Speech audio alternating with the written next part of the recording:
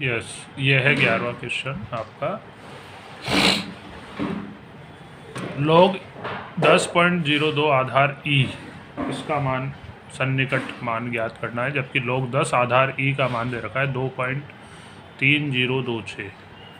तो हम फलन तो मान लें एफ एक्स बराबर log x आधार ई, जबकि x तो हो जाएगा आपका 10 और डेल्टा x हो जाएगा 0.02, है ना। f10 का मान निकाल कर रख लें। f10 यानी log 10 आधार ई, जिसका मान उसने दे रखा है आपको 2.3026। एफ डैश एक्स निकालें 1/x, एफ डैश 10 1/10 0.1। अब उस सूत्र का प्रयोग करें, चूँकि f x plus delta x बराबर f x plus f dash x into delta x, तो एक्स की जगह 10, डेल्टा एक्स की जगह 0.02 रखा। F x f 10 f dash 10 into delta x का मान 0.02, एफ 10 का मान 2.3026, ये एफ डैश 10 का मान 0.1 और डेल्टा एक्स वो 0.2। तो ये दोनों गुणाओं के 0.002 हो जाएंगे। 2.3026 में इसको जोड़ोगे तो 2.3046, ये आ गया आपका F10 प्लस 10.02 यानी log x log 10.02 आधार ई। ठीक है। अगला प्रश्न है आपका 12वां, y बराबर एक्स स्क्वायर प्लस 4 में x का मान 3 से 3.1 में बदलता है।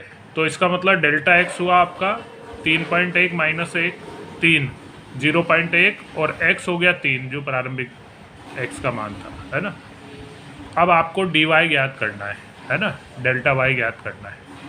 तो इसका पहले तो x के सापेक्ष अवकलन किया dy/dx 2x। अब वो सूत्र लगाएं, डेल्टा y बराबर dy/dx इंटू डेल्टा एक्स। तो dy/dx का मान 2x और डेल्टा x का मान 0.1, x का मान भी रखे 3, तो 0.2 इंटू 3 तो 0.6, ये आपका डेल्टा y।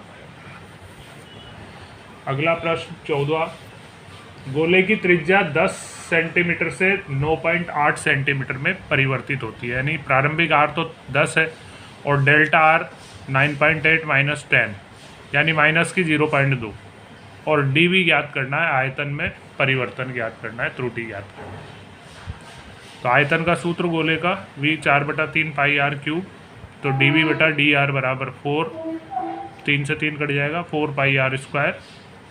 अब वो सूत्र लगाएं, dv बराबर dv/dr इंटू डेल्टा r, तो dv/dr का मान 4 पाई r square into minus 0.2, r का मान भी रखो 10, 10 का स्क्वायर 100, पॉइंट हटाओगे 1 0 कट जाएगी, तो 80 पाई माइनस 80 पाई लिखो या 80 पाई लिखो, इतना सेंटीमीटर कमी आई है, माइनस का मतलब कमी आई है आयतन, है ना। ठीक है। यस, अगला वर्क है अब अपना उच्चतम और निम्नतम, या इनको उच्चिष्ट और निम्निष्ट भी कहते हैं, उच्चिष्ट और निम्निष्ट, है ना। तो देखिए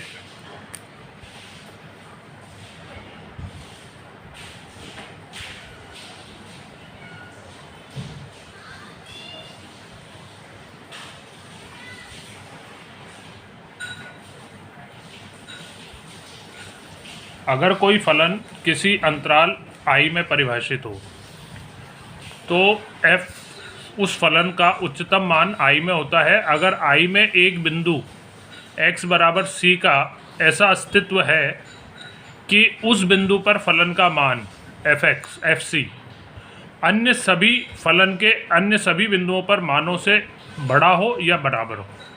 इस स्थिति में fc को फलन का मान c पर, है ना, i का f का उच्चतम मान या उच्चिष्ट मान कहते हैं, और वो जो x बराबर c बिंदु है उसको i में उच्चतम मान वाला बिंदु कहते हैं।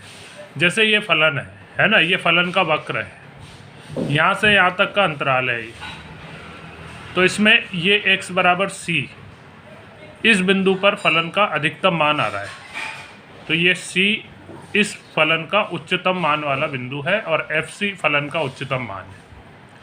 इसी प्रकार यदि x बराबर c ऐसा बिंदु हो कि वहाँ पर फलन का जो मान है fc वो अन्य सभी फलन के मानों से छोटा हो, तो फिर fc को अंतराल में f का निम्नतम मान कहते हैं और बिंदु c को निम्नतम का बिंदु कहा जाता है या निम्निष्ट का बिंदु कहते हैं। जैसे ये वक्र का फलन इस अंतराल में यहाँ से यहाँ तक के अंतराल, इसमें यहाँ पर x बराबर c जो है, यहाँ पर फलन का मान न्यूनतम है, सबसे कम है fc, है ना। बाकी सब मानों पर ज़्यादा आएगा, है ना, बाकी अन्य स्थानों पर। तो ये निम्नतम का बिंदु कहलाता है ना।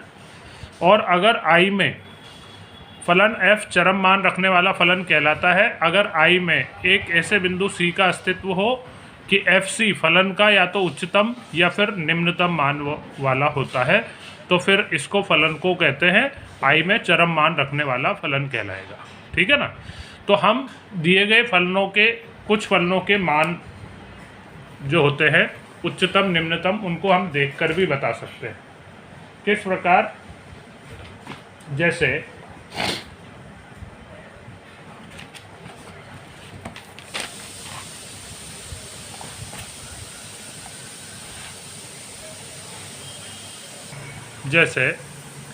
फलन f(x) बराबर एक्स स्क्वायर का उच्चतम या निम्नतम मान बताइए यदि इसका अस्तित्व हो। तो देखिए x का मान अगर ऋणात्मक रखते हो या धनात्मक रखते हो तो इस एक्स स्क्वायर का मान तो बड़ा ही होता चला जाएगा। केवल x बराबर 0 पर फलन का सबसे न्यूनतम मान हमें दिख रहा है।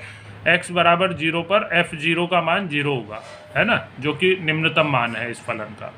उच्चतम का इसमें अस्तित्व नहीं है, क्योंकि उच्चतम तो मान जो जैसे से रखते जाओगे वो बड़ा ही होता चला जाएगा एक्स स्क्वायर होने के कारण। ठीक है ना। और देखिए जैसे ये फलन है f(x) बराबर मोड x प्लस 2 प्लस 3 बाहर है ना, ये mode x plus 2 mode plus 3, इसका उच्चतम या निम्नतम मान कोई हो तो वो ज्ञात करना है। तो देखिए x बराबर -2 पर -2 अगर रखते हैं तो -2 प्लस 2 ये तो 0 हो जाएगा, है ना। और ये 0 होने पर फलन का ये न्यूनतम मान आएगा 3, क्योंकि उसके बाद आप कुछ भी रखोगे x का मान माइनस का या प्लस का जुड़ घट के जो भी संख्या बनेगी मापांक चिन्ह होने के कारण वो तो धनात्मक ही आएगा परिणाम, और धनात्मक आते ही 3 में जुड़ के बढ़ता चला जाएगा। इसलिए उच्चतम मान का तो अस्तित्व है नहीं। x बराबर -2 पर इसका न्यूनतम मान जरूर दिख रहा है और वो न्यूनतम मान होगा ये 3 f-2 पर, -2 प्लस 2 प्लस अलग से 3, तो ये तो 0 हो जाएगा। ये 3 इसका न्यूनतम मान है फलन का, और वो किस बिंदु पर है? x बराबर -2। और देखिए f(x) बराबर माइनस ऑफ मोड x -1 -3, इसका कोई उच्चतम या निम्नतम मान हो तो वो बताना है। तो इसका अधिकतम मान हमें दिख रहा है।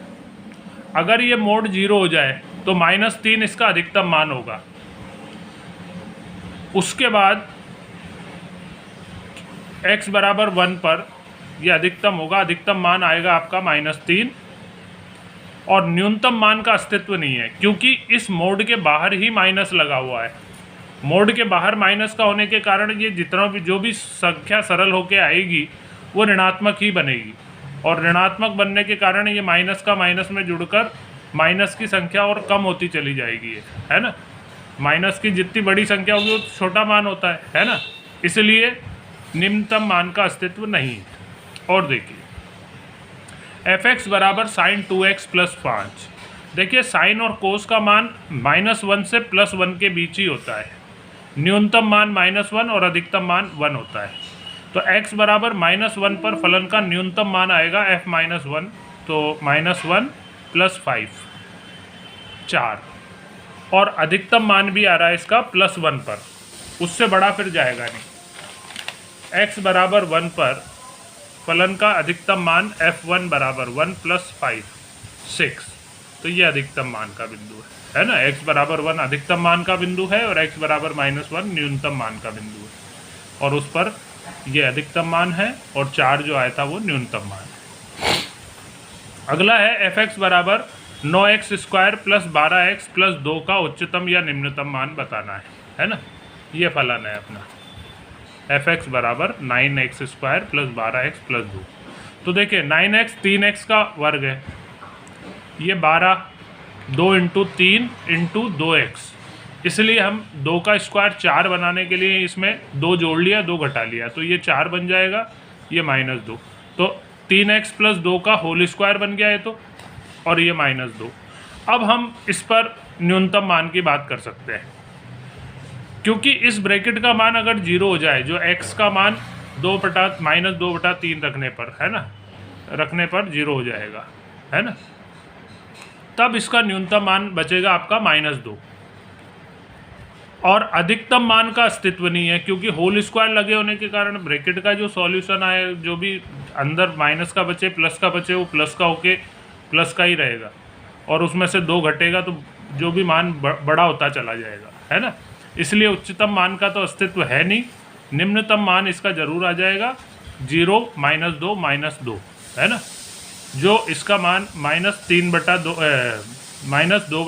रखने पर x का मान -2/3 रखने पर 3 से 3 कट जाएगा, -2 + 2 ये 0 हो जाएगा, और ये -2 बचेगा है ना। तो इस तरह से फलन के हम उच्चतम और न्यूनतम मान उसको फलन को देखकर डायरेक्ट भी बता सकते हैं। ये सिंपल गणना है ना। अब आगे का जो काम आएगा अपना, वो काम आएगा स्थानीय निम्नतम और स्थानीय उच्चतम, जिसमें अवकलज का अनुप्रयोग आएगा। ठीक है, तो वो लेते हैं बाद में, पहले वो एक्सरसाइज कंप्लीट करके बता दो।